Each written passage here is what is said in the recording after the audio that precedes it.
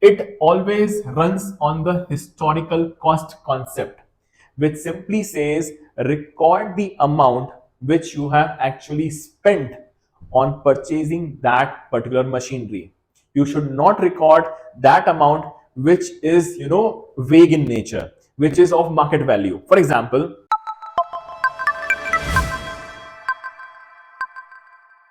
hello students, I hope all the previous concepts are very much clear to you. Now in today's class, we will be studying the next concept, that is the objectivity concept.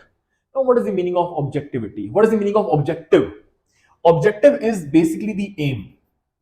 Now why are we studying accountancy? What is the reason? What is the reason to do the accounting information? Why is it needed to do the accountancy in a proper manner? This is what we will be studying in this. That is the basic aim of the accounting concept. Okay. So accounting transactions are recorded in an objective manner. That is, it should be free from the bias. Bias simply means to purchase the goods from a relative. It's an example. If the goods are available, if I am a company, okay, I am company, my company's name is A. I have a related person to me, which is my in neighborhood with the company, that is company B. This company is related to me. Okay. Next, there's also a company C, which is totally not related to me, but it is the company in the normal market. It's a normal shop in the market. This is also a normal shop in the market, but I have some or the other connections with that company. So what I will do is I will purchase the goods from this company only. Even though this company is selling the goods as at 120 and this one is selling at 100 rupees, I will still purchase the goods from this company. Why is it so? Because I want company B to earn profit and I will ask for some of the commission or to do the 50-50 of that profit, with which I will also gain, and I will show 120 as an expense which will reduce my profit and ultimately will reduce my taxes. So this is the system, this is the scenario which is going on in my head, that with the bias thing I can make more profits. Okay, so objectivity simply means that the accounting information, all the accounting transactions should be free from the bias. There should be no personal bias as to we have to purchase from that only because that is good. It should not be there. Okay. Now, each and everything should be supported by the verifiable documents or the vouchers. For example, I purchased goods for rupees 50,000. I have purchased goods for rupees 50,000 and I've spent 50,000, but I told to the business that I have purchased these goods for 60,000. What I will do, I will take from the company 60,000 and I will say that I have purchased for 60,000, but actually I have purchased for how much? 50,000 only. These 10,000 will be go into my pocket. So this should not be the scenario.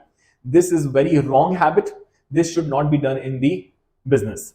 So objectivity simply says that each and every transaction should be supported by verifiable documents. That if you are buying up goods for rupees 50,000, there should be a receipt, there should be a voucher for that. So that has been written. If you have purchased the material, it should be supported by the cash receipt. If you have purchased the goods on cash, that is, you have purchased the goods and you have immediately paid the cash, then you might have the cash receipt, which can be taken as the verification, which can be taken as the evidence of that particular transaction. If at all you have purchased the goods on credit, then you will have a copy of invoice or the delivery challan that yes, the goods have been delivered, even though the amount has not been paid. You will have the invoice for that. Is that okay? The cash receipt is only received when you have paid the amount. But when you have not paid the amount, you will have as an evidence the invoice or the delivery challan. So objectivity simply says that each and every transaction can be verified, should always have a evidence. Next, receipt purchase of a machine. Now, while we have purchasing a machinery, we should have a receipt for that. Receipt is basically the paper document where it has been written the price of the machinery, the weight of the machinery, the type of the machinery, and each and everything, the date and the amount as well, which can be used as the evidence for the future verification. Next, so documentary evidence of the cost of machinery is must. Okay, so this was basically the objectivity concept. Next, it always runs on the historical cost concept, which simply says record the amount which you have actually spent on purchasing that particular machinery. You should not record that amount which is, vague in nature, which is of market value. For example, I purchased a machinery for rupees 1 lakh. That is, I have paid the cash rupees how much? 1 lakh. Okay. And in today's scenario, the price of that machinery is rupees 1,20,000. The market price is 1,20,000. So this should not be recorded because this is not verifiable. This is verifiable because you have paid the cash. There is a receipt. There is an actual invoice which can be seen as an evidence. So objectivity says the amount which should be recorded for the transaction should be of historical cost, at which the cost you have actually paid and which can be verified from the documents. Okay, because it is very much difficult to ascertain the market value. Why is it difficult? Might be possible someone will say it is of 1,20,000, the other person will say it is of 1,10,000. Other person might also say that the value of this market, the market price of this value of this machinery is only 90,000.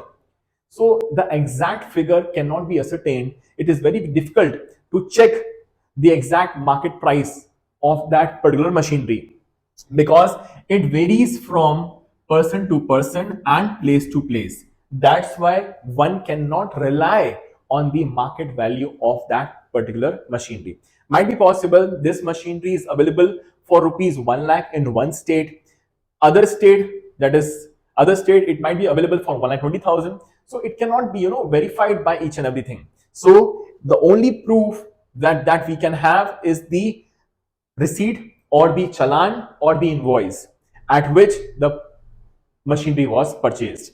Okay, so with the market value, objectivity cannot be maintained because market value keeps on changing with day to day, person to person, and place to place as well. So this was the objectivity concept, which simply says to record all the transactions at the historical cost, at the price which has actually been paid, and not the market value because it keeps on changing. I hope this full explanation is very much understood by each and every student. Thank you so much for this objectivity concept.